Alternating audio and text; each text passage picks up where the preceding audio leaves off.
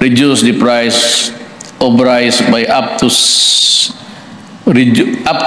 pesos. Mga kaibigan, yung sinasabi ng iba na napinangakuan daw ni Pangulong Bongbong Marcos noong panahon ng eleksyon na magiging 20 pesos lang na lang daw ang isang kilong bigas.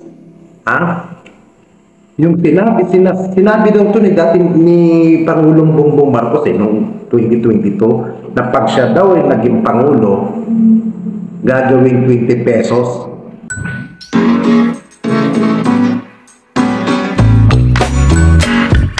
Halimbawa, yung bigas, yung aking pangarap na sinabi na nung bago akong upo na sana mapababa natin ang presyo ng bigas ng 20 piso.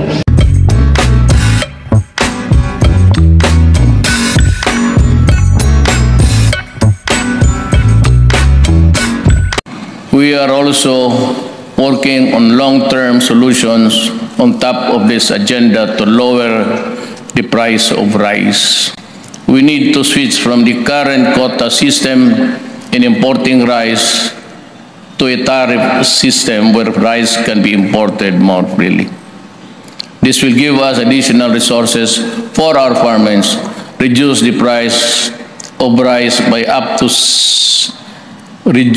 7 pesos per kilo and lower inflation significantly. Reduce the price of rice by up to 7 pesos. Reduce the price of rice by up to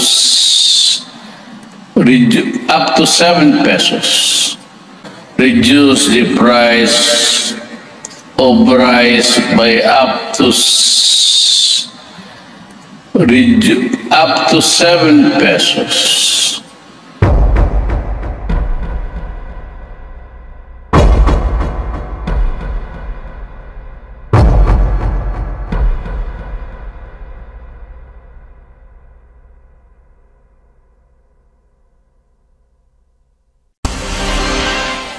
Dalawang linggo na mula na ideklara ang state of calamity sa Basilan dahil sa krisis sa bigas. Pero patuloy pa rin ang pagmahal ng commercial rice na pumalo na nga sa 80 pesos kada kilo. Dati, AAA, makabili kami 30 kilo, ngayon 80. Dahil masyado na nga mabigat sa bulsa at mailap din ang NFA rice sa mga pamilihan na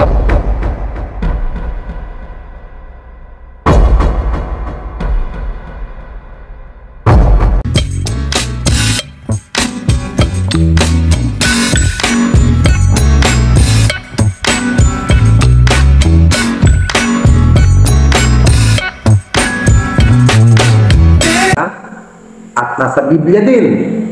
Di ba? Yung salitang sinasabi sa Biblia, hindi ko lang alam kung anong bersikulo, anong artikulo. At naaalala ko yung sinabi sa Biblia na nabasa ko yun yan. Walang pamahalaan na nagmula sa akin. Ibig sabihin noon, walang gobyerno na hindi nagmumula sa Diyos. At magpasakot tayo. Mabuti man, masama ang namumuno, yan ay nagmula sa ating Diyos na buhay. Diba? Now, tayo, obligasyon lang natin ang magpasakot. Diba? Hindi ka naman papatayin ng gobyerno eh. Diba? Ngayon, itong mga buwaka ng inanto na mga atat na makabalik sa pwesto, mga ganit sa kapangyarihan, kung ano-anong mga pautot ang mga pinagsasabi ninyo sa Marcos administration. May napanood nga ako dyan nung Holy Week lang Mga Webes Santo Ito Webes Santo napanood ko. Sa isang vlog yan, di ko napapangalanan. Maglalabas daw sila ng pulburon video. Yun ang allegation nila. Maglalabas daw sila ng pulburon video na saan gumagamit daw di umuno ang Pangulo. Alam niyo ako, naniniwala ako na walang video. Kasi kung may video yan, tandaan niyo ito mga kaibigan kung totoong may video gano'n na allegation, hindi na yan ibabanta. Hindi na yan sasabihin na mayroon hawak-hawak-hawak. Bagkos, ipapalutang na kaagad nila yan. Sasabihin na kaagad nila, ito ang video. Ipipresenta na kaagad nila yan.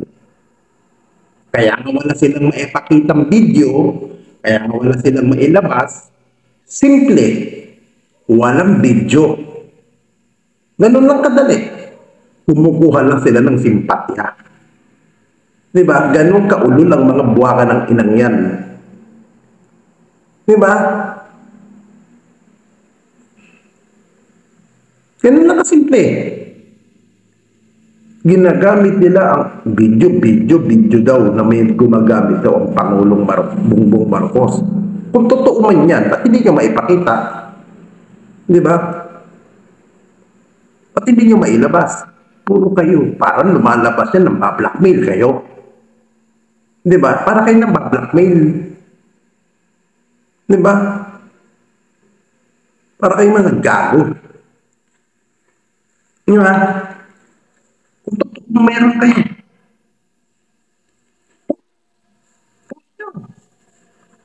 Diba?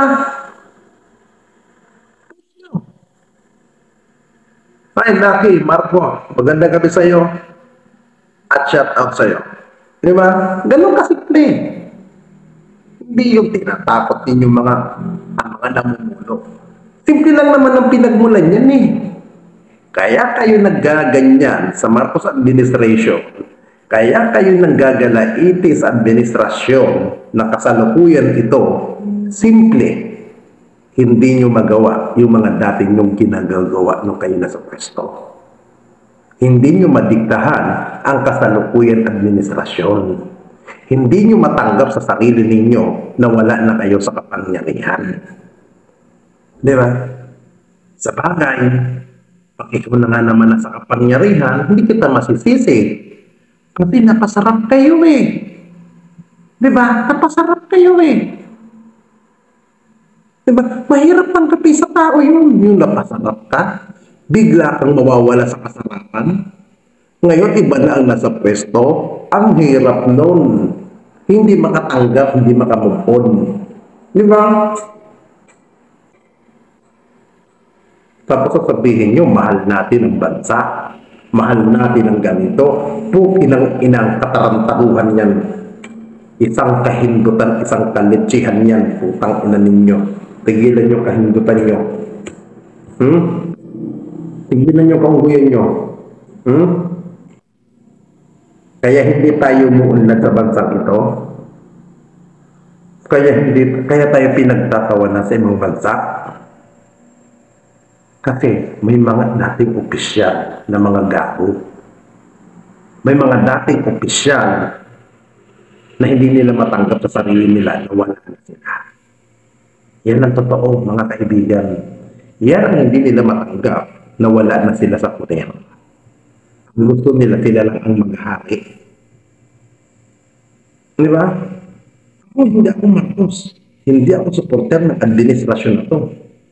Pero dahil ako'y naniniwala sa Word of God,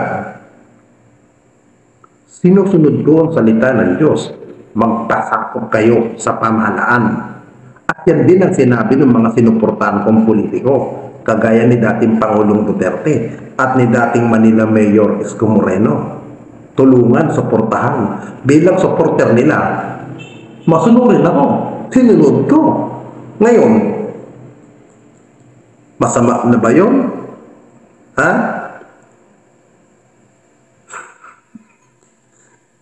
Ha?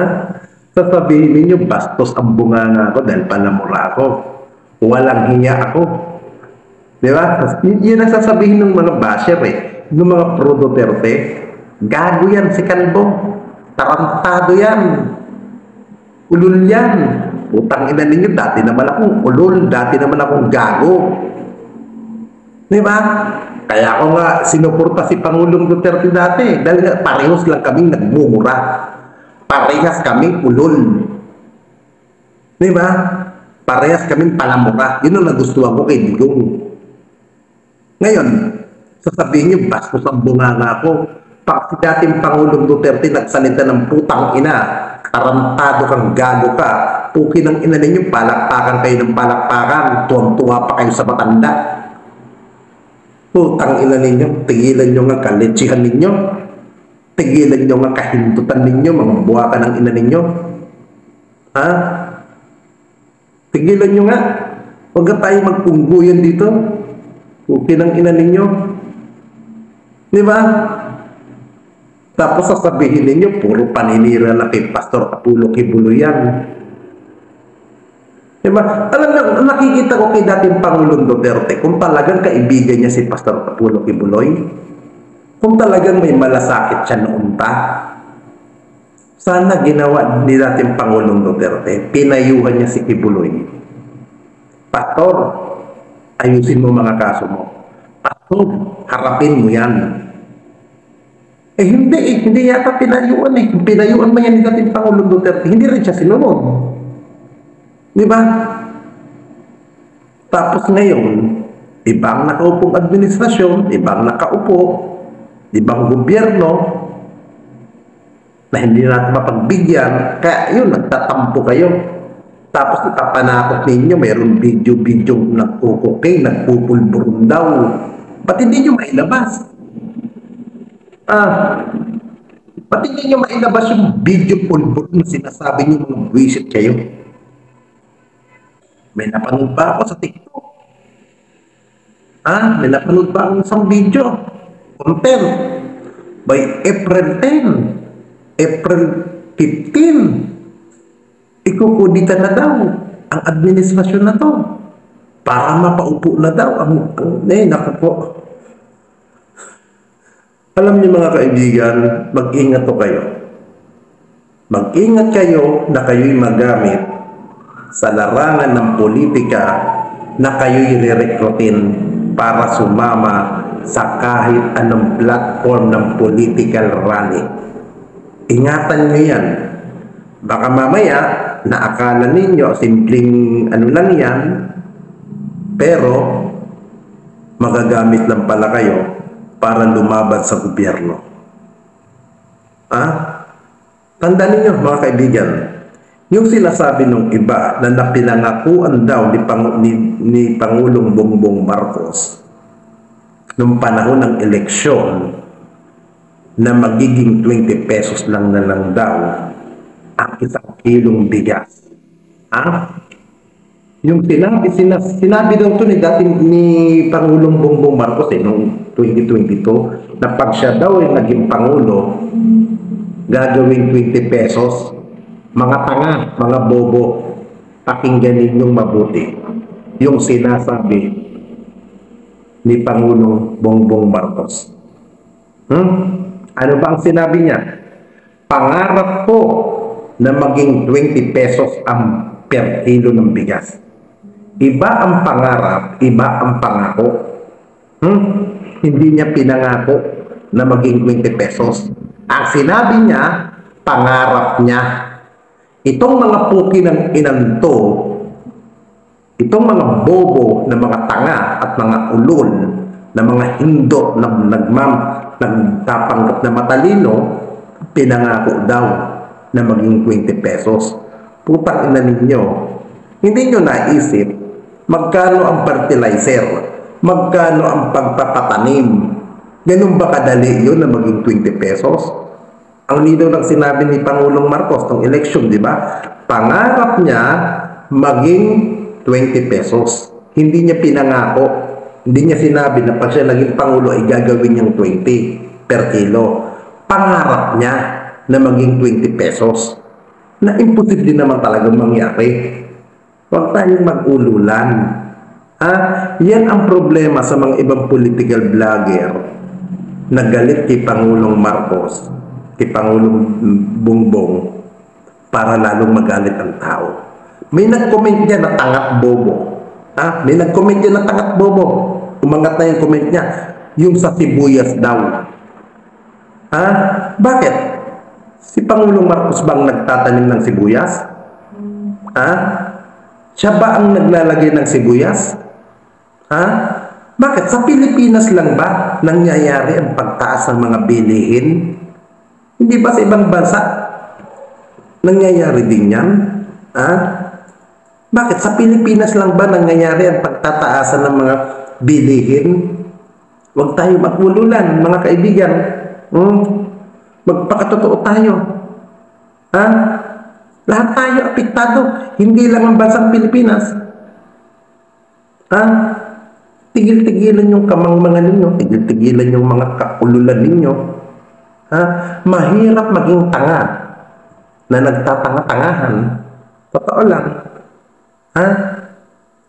Tandaan niyo, walang gamot ang isang tangang katulad ninyo. Mabuti, ito pang payo ko sa inyo. Alam niyo mga kaibigan, mabuti pa ang isang maging siraulo.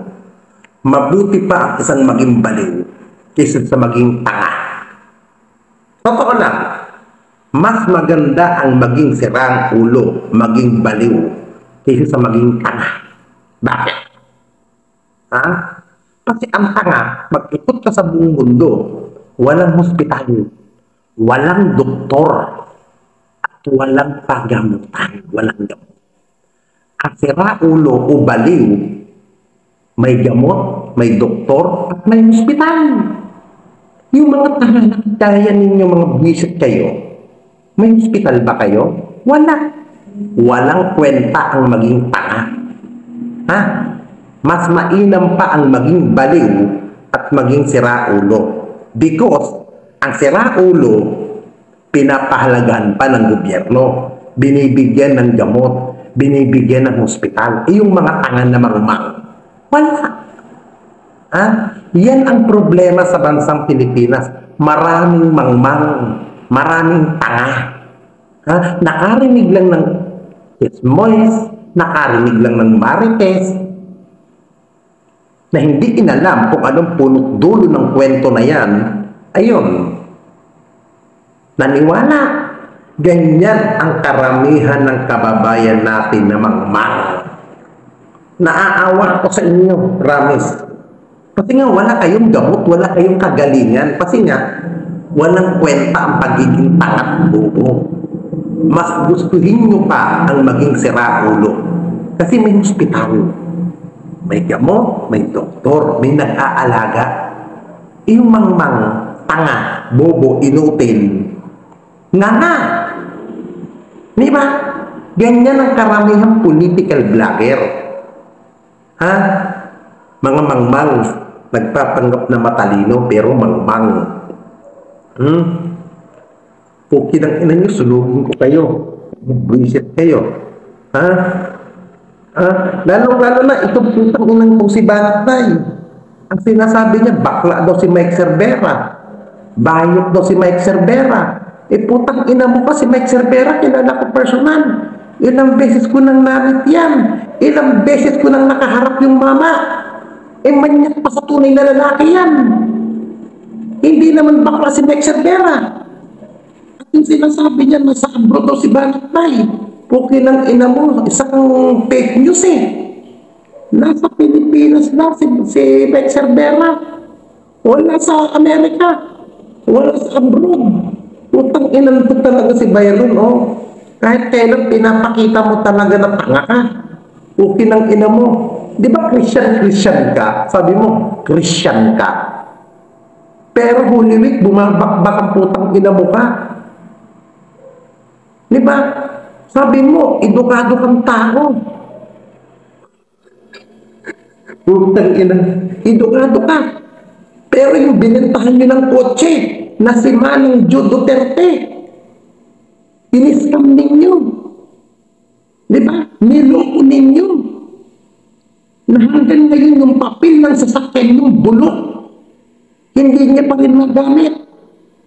Pagkatapos kung makuha yung bayad, pinakasan niya yung mama, hindi niya pa rin nakukuha ang papel. Putang inang yan. Tapos sasabihin mo kung ano-ano sa nasabi mo sa akin. Hindi mo nga maribatan yung tungkol sa sasakyan. Di ba? Kasi katama ka. Di ba? Kasi hindi mo kaya maisabi sa follower mo, bakit ba na isa ka rin scammer. Hindi mo ma-explain one by one. Binigay mo na ba ang papel? Di ba? Hindi ka matama. Ina mo. Tapos Mamang-maangan ka pa, sasabihin mo, kung kinang-ina mo, Byron, simple lang ang ibig gusto kong mangyari sa'yo. Sagutin mo yung binentahan mo ng kotse na hanggang ngayon, hindi pa rin natatanggap ang papel ng sasakyan. Nakuha niyo na ang bayad, fully paid na yung ali. Ayun, na-interview ko, di ba? Siya ang nagsabi niyan, hindi ako. Hanggang ngayon, hindi niyo pa rin na ilalabas. Pati nga, pinalabas yung bago, yung pala, bulok na pala, nakasimbulok ng pagmumukha mo. Puki ng ina ka. Tapos sasabihin mo, bakla si Mike Cervera, sasabihin mo, sinasakyan ang pangalan mo. Sino ka ba para masakyan ni Mike Cervera? Kilala mo ba personal si Mike Cervera? Ha? Tangina mo ka kahit hindi mag-vlog yung mama. May malalamon. Alam mo ba kung ilan ang brands ng parlong niyan? Alam mo ba kung si Mike Cervera kung ilan ang mga parlong niyan? Ha? Hindi niya kailangan ng vlogger para mabuhay, gago. Ha? Ikaw, kung kinakita mo ka sa vlog ka lang, di mo makasa. Diba? Tigil-tigilan mo yan, Byron. Nakakahiyak kang kung kinakita mo ka. Sasabihin mo, matilog ka. Ang ina mo, sakitin nyo, yung sinasabi ni Jun Duterte, na yung sasakyan na ibinenta nyo sa kanya na hanggang ngayon, walang tarin yung papel. Kung kinakita mo ka, sabihin mo, bakla si Mike Cervera. Ang ina mo pa mas lalaki pa sa'yo yun. Gago, ganun lang ang galaw ni Mike Cervera, mukhang silais, mukhang baklita. Noong una yun ang pinaghinalaan ko siya. Pero nung nakasama ko siya personal, nung nakahalubilo ko si Mike, putang ina, doon ko napatunayan na mas manyak pa sa akin yun. Babaero yun, gago. Ha? Saka si Mike, hindi ka nga rin niya ino-contempt eh. Ha? Ang ina mo ha? Ano bang napatunayan mo sa buhay mo? Ha? Magmarites? Ha? Tigilan mo. Ha? Tigilan mo. Ha? Huwag tayong maghindutan, Byron. Ha? Huwag tayong maglitsehan. Puki ng ina mo ka.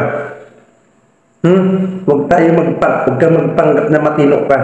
Putang ina mo ka. Ha? Sasabihin mo, bakla. Ha? Gago. Para sabihin ko sa iyo, si Mike Cervera, ang kahinaan lang ni Mike Cervera, alam mo kung ano? Babaeng malaki ang suso. Yun, malaki ang suso ng babae. Doon tinitigasan na si Mike Cervera. Pero sasabihin mong bakla si Mike Cervera, putang ina mo ka. Huwag kang mag-alala, Byron. Hindi ba meron kong dancer ng Mocha Girls na girlfriend niya? Alam mo yan, di ba? Di ba? Meron naging karelasyon si Mike Cervera na dancer mo. Pati hindi mo tanongin doon kung bakla ba si Mike Cervera. Alam ko kay Mike Cervera, putang ina, malaki ang titi nun. May pinakita sa akin si Mike. Hindi lang, video niya mismo. Putang ina, nakita ko, pinakitahan niya ako ng video kung ano yung babae niya. Kaya tigil-tigilan mo, ha? Huwag kang fake news.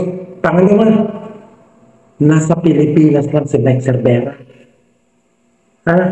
Gusto mo, punta tayo sa bar niya. Pag may time ka, masarap yung ano niya ron, yung pulutan nila doon. Masarap yung dinikdikan nila.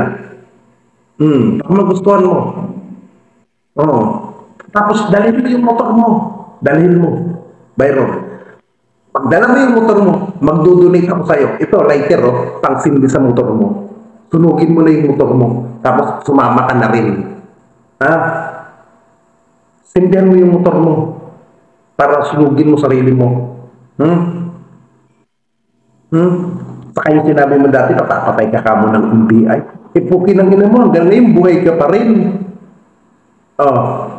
Yung gawa mong kwento, napapapatay ka ng pinakamataas sa NBI. Di ba? Hindi mo mailabas kung sino yun. Gawa mong kwento. Di ba? Yan ang problema sa'yo. Di ba? Huwag kang masyadong tanga. Pukin ang ina mo. Sasabihin mo matalino ka. Sasabihin mo magaling ka. Di ba? Tang ina mo, tigilan mo. Ito pukin ang ina mo. Bobo ka. Tanga. Inutil ka. Huwag tayong magpakalitsihan dito. Kasi ang gusto mo kasi, Byron, VIP ka parate. Di ba? VIP pa special treatment ka. Ang tingin mo sa sarili mo kasi, ikaw ang angat. Di ba? Pag may mga kasamang vlogger, ayaw mo, makihalubilo. Kasi tingin mo sa sarili mo, nasa hayat ka. Yung mga nasa babang pinagmulan mo na mababa ka din ng araw, hindi mo ka uri. Di ba? Huwag ka na tayo magplastikan. Parang mga vlogger na, di mo nga ini-endorse yung mga channel pag wala kang pakinabang Di ba? Ano mini-mention? Pati nga, kahati mo, kalaban mo sa Gcash, sa mga palipad. Di ba? Yan ang ayaw mo. Di ba? Tapos sasabihin mo, kaibigan mo ako. Bakit nung hindi ka makatiis, binabakbakan mo ako, pukin ang ina mo ka. Di ba? Sasabihin mo, sira ang ulo ko. Pukin ang ina mo, sasabihin mo, sira ang ulo ko, mapatol ka pa sa sira ulo. Di masira ulo ka, pukin ang ina ka. Di ba? Kung di ka ba gago, kung di ka ba ulol, pukin ang ina ka. Yan ang problema sa iyo, Byron. Bigla kang raratsyada pag hindi mo na matanggap sa sarili mo at di mo na kayang tiisin. Ano mo, ilabas mo ang tunay mong ugali. Ilabas mo ang tunay mong saloobin. Huwag yung magpapanggap ka na ikaw ay edukadong tao. Huwag mong sasabihin na ikaw ay matino. Pukin ang ina mo. Lahat ng social media vlogger, putang ina mo ka, mga abnormal. Ako lang ang matino, pukin ang ina mo. Lahat ng political vlogger, mga psychotic. Ako lang ang bukod-tanging may utak at matalino. Ikaw pukin ang ina mo kapag ginulgul ko mukha mo, putang ina mo ka. Maniwala ka, kaibigan. Putang ina mo ka yung pagkapalit mo. Papanutin ko ang pagmumuka mo, putang ina mo ka, Byron. Trust me. Kung wala pang nagmura sa'yo dahil pag-araw ng Holy Sunday na tinatawag na Easter Sunday, itaga mo sa pagkatao mo, ako pa lang ang magmumura sa iyong pukin ng ina mong banat bay ka na Byron Cristobal ka. Ngayong Sunday, ng pagkabuhay, pukin ng ina mo. Kung wala pang nagmumura sa iyo sa talambuhay mo, putang ina mo ka. Ang ina mo ka.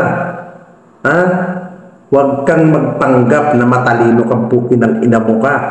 Isa ka rin bobo, pukin ng ina mo. Kasama mo yung BMR na hindi na nakakakantot, na hindi na tumitigas ang bayag niya. Pukin ng ina ninyo, ilang araw akong nananahimik dahil Holy Week, pukin ng ina nyo. Ngayon, tapos na ang Holy Week, bullshit kayo, pukin ng ina ninyo. Ito ang tamang oras para magbakbakan tayo uli. Mga buwakan ng ina ninyo. Ang ina ninyo. Kaya nga po napapatanong tayo, bakit itong mga DDS na ito hanap ng hanap sa 20 pesos per kilo ng bigas na nabanggit ni PBBM noong panahon ng kampanyahan. Ngayon po, nung palang panahon ni Digong, nangako ito na ibababa ang presyo ng bigas ng hanggang 7 pesos. Sus Mariosep. Ano ba nangyari? Umakyat ng 80 ang bigas noon. State of calamity pa ang Zamboanga dahil sa mahal ng bigas.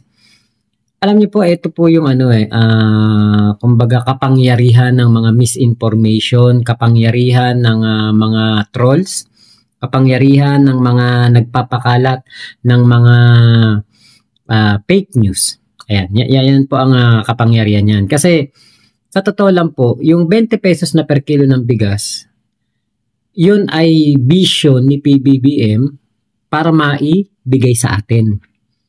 Pero kalakip ng 20 pesos na per kilo ng bigas na yan, na pinapangako ni PBBM noong panahon ng kampanya o aspiration niya, maraming factors bago magkatotoo yan.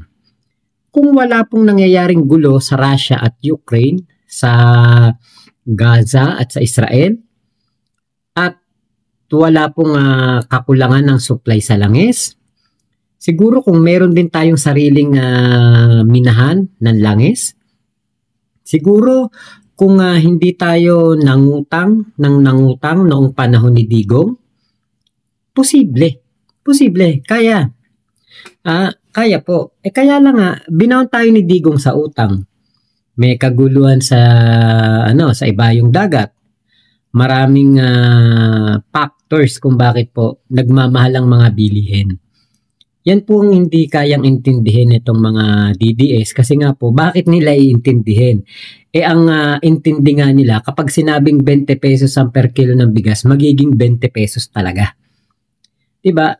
Hindi nila tatanggapin yung kung ano man ang hirap bago ito maipatupad. Diba? Hindi nila iintindihin ang paliwanag ng gobyerno na maraming factors kung bakit mahal ang ating mga bilihin. Ito nga kata-kataka lang no? Merong naghahanap ng 20 pesos na per kilo ng bigas, pero kapag bibili ng Red Horse, bibili ng Tanduay o MP, kapag magyoyosi, hindi iniinda ang presyo ng bisyo. Pero yung bigas, na hindi naman silang bumibili, nanay tatay nila bumibili, hinahanap. Diba? Yan po Pilipino yan ang Pilipino, hanap sisi, hanap ng mapagbubuntunan kung bakit mahal ang mga bilihin. Kaya nga po, hindi na tayo magtaka kung pati sa mga Senate hearing, diba? Nakita natin, Senate hearing kagabi, pati kay OJC. Mismo kay OJC na nagdidikta kay Senator Bato de la Rosa. Mismong resource person na ang nagsasabi ng order, ano ba yun? Nakalimutan ko. Kung ano tawag, order, and basta parang si Torion pa, yung nagbibigay ng parang order of the court, parang ganun Sus Mariosep. Order by the chair, parang ganun. Sus Mariosep. Buti na lang mayroong isang tao na nagsalita doon na ang isang resource person wala pong karapatan na magsalita ng ganun o magbigay ng ganung motion, di ba? So, ito po yung isang malaking kadahilanan para po masabi natin na tama lang ang ginagawa ng gobyerno, na hindi na po bigyan ng muli na pagkakataon, hindi pinit suspension ang prangkisa ng SMNI dahil ito po ay hanggang sa Senado, di ba? Si Badoy ay hanap na ma-cite in contempt etong si General Torre, pero lahat naman sila doon ay mga puro kasinungalingan ang sinasabi sa SMNI. Sinasabi nila, pwedeng ma-cite in contempt sa Senado si General Torre kasi under oath sila doon. Pero dito po sa kanilang istasyon, kahit magsinungaling sila ng magsinungaling, magpalabas sila ng magpalabas ng fake news, katulad na lang nung nangyari na Code Blue daw, health emergency daw sa Malacanang, di ba? Wala naman kasi silang matatanggap diyan na contempt o cite in contempt ng Senado.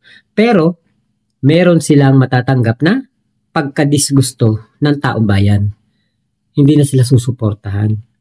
Hindi na sila papanoorin. Diba? So, ganun lang din. Diba? Hanap sila ng tigbe 20 pesos na per kilo ng bigas, magdusa tayong lahat. Tiisin natin ang mga presyo na pagkamahal-mahal. Bakit? Hindi tayo nakikiisa sa lahat ng Pilipino, hindi nakikiisa sa gobyerno. Hindi lahat ng Pilipino nakikiisa sa magandang ginagawa ng ating Pangulo. Ang iba diyan, sinisiraan pa ang ating Pangulong Bongbong Marcos. So paano maipapatupad yung mas mababang presyo kung lahat kayo nanggugulo sa gobyerno? Kung pinapasuko nyo na ang puganteng pastor ninyo, tapos ang problema, edi makakapag-focus na sa sa iba pang mga issue, problema ng bayan ang ating gobyerno. Yun lang naman punot dulo nun, di ba? Kaya tama si Kuya Nino Barsaga, panahon ni Digong, mas mahirap ang buhay, mas mahal ang mga bilihin, pero hindi kumukuda itong mga DDS na ito, nagtiis. Ngayon, dito kay PBBM na pilit ibinababa ang presyo ng mga bigas, pangunahing bilihin at pilit na itinataas ang antas ng buhay ng mga Pilipino, reklamo ng reklamo. Baliktad yata utak ng mga DDS no? So yun lamang po. Maraming salamat sa pagsama nyo dito sa aking vlog na ito. Thank you sa vlog ni Kuya Nino Barsaga at na nireaction na natin. Thank you po sa inyong lahat, sa mga manonood natin. Kapag meron po tayong mga upload, meron tayong premiere. Maraming salamat po. Ingat po kayong lahat. Sana po malike ninyo ang aking video. Thank you po. Momo chup chup. Love you. God bless us all. Pilipinas. God first.